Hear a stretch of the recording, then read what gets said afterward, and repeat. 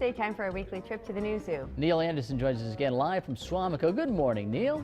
Hi, Neil. Hey, good morning. Hey, have you ever met an animal you didn't like? No, not really. You know, there's probably some I prefer to work with, others I don't. You know, I was never a big snake person. You know, when I first started in the zoo industry, it's probably like, if you'd have told me, you know, what area that I'd probably prefer not to work was with snakes. And look where that you was are just today. because, you know, yeah, you know, and I don't know, you know, maybe, you know, you originally had a kind of a fear of them, and, you know, people think they're slimy and they're not, you know, I mean, their skin is, you know, almost like leather. They're really neat animals to work with, and it was a particular type of animals that I got used to working with.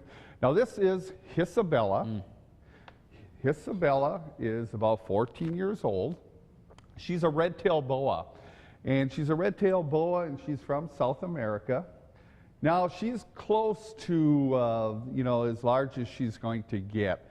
Now, they can get anywhere from 7 to, because she's a female, she can get 7 to 10 feet. They can get a little bit bigger. Males a little bit smaller.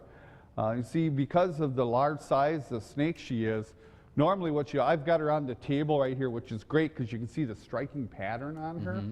But if she was going to go ahead and move, if we had her on the floor, she'd move in a straight line. That's because she's so big, and these type of snakes move in a straight line. And to do that, you know, I mean, they have over 100 ribs, and they flex those ribs so they make them nice and sturdy and tight. And then they lift the scales up underneath here, and as they lift the scales, they can go ahead rhythmically move their body, and they can move in a straight line. So do they keep their body straight too, Neil? I'm not, Yep. You always think of a slithering snake going Right. slithering.